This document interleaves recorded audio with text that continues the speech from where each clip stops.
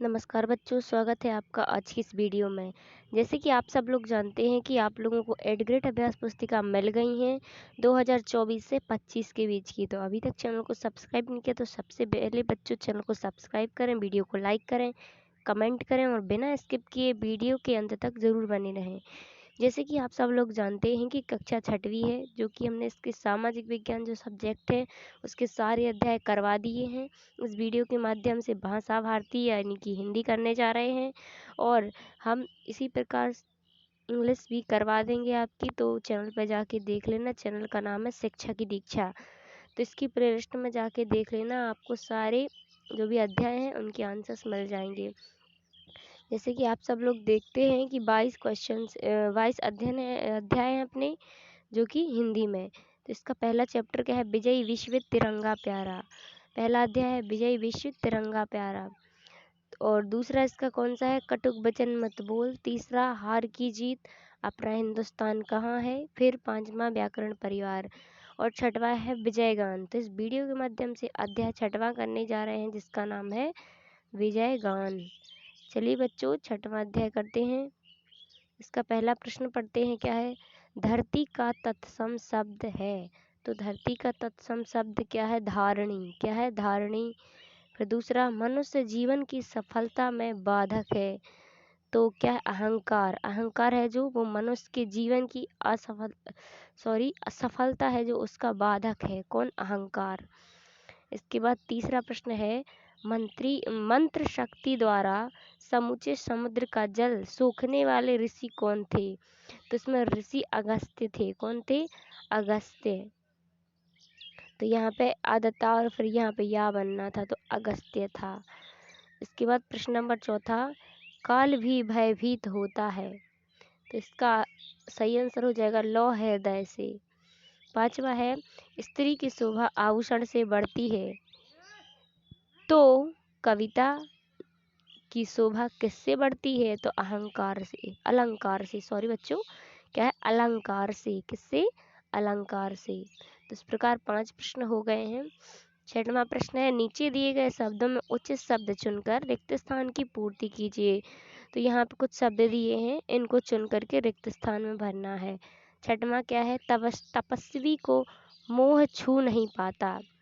सातवां, दुर्गम जीवन पथ की तुलना तलवार की धार से की गई है।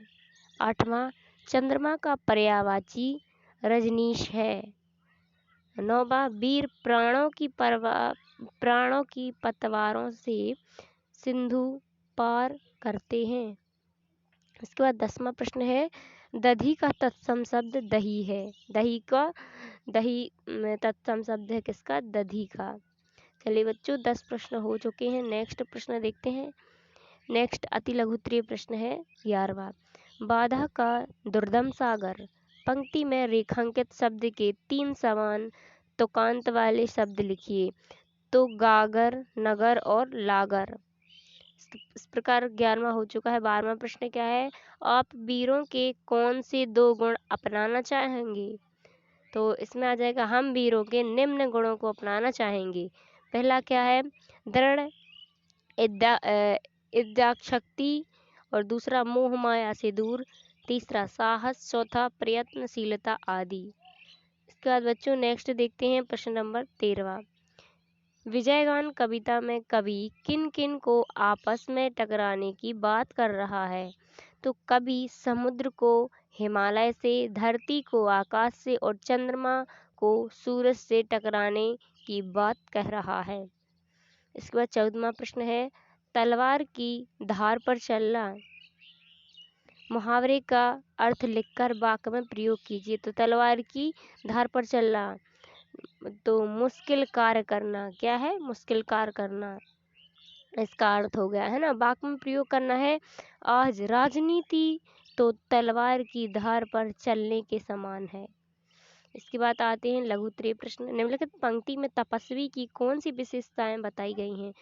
छू ना पाए मुँह न तुमको, बनो तपस्वी लोह हृदय, काल स्वयं डर जाए देख कर, ध्रुव से भी ध्रुवतर निश्चय। तो तपस्वी पुरुष इस संसार की मोह माया से दूर रहता है और हमेशा निडर रहता है। प्रश्न नंबर 16वां, धरा को पाप से मुक्त कैसे किया जा सकता है? तो उत्तर में आ जाएगा, धरा का पाप ताप के जलने से मुक्त किया जा सकता है। 17वां, मानव जीवन को महासंग्राम क्यों कहा गया है? तो कविता में जीवन को महासंग्राम कहा गया है क्योंकि इसमें कठिनाइयों और संघर्षरत रहकर उन पर विजय प्राप्त करने का भाव होता है। 18वां प्रश्न है, कविता विजय गान में से आई अनुप्रश्न अलंकार की 2 पंक्तियां लिखिए। सूर्यचंद्र अवनी अंबर, जब जाएगा पास पुराना, गंधर्व से भी ध्रुव पर निश्चय। इसके बाद दीर्घ उत्तरीय प्रश्न है, निम्नलिखित पंक्ति का भावार्थ अपने शब्द में लिखिए। तो यहाँ पे पंक्ति दी है, क्या दिया है? टकराने दो सिंधु हिमाचल, सूर्य चंद्र अवनी अंबर, समल समल कर चलो बीरबल तलवारों की धारों पर।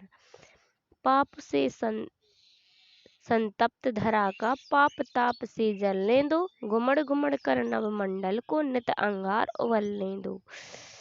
जल जाएगा पास पुराना, परवस्ता अंचल जंजर, समल समल कर चलो बीरबल तलवारों की धारों पर। तो भावार्थ क्या है? चाहे समुद्र, हिमालय, सूर्य और चंद्रमा तथा आकाश और धरती आपस में क्यों ना टकरा जाएं, तुम्हें तो यह श्रेष्ठ वीर तलवारों की धारों पर अपने मार्ग पर आगे आगे बढ़ते जाना है।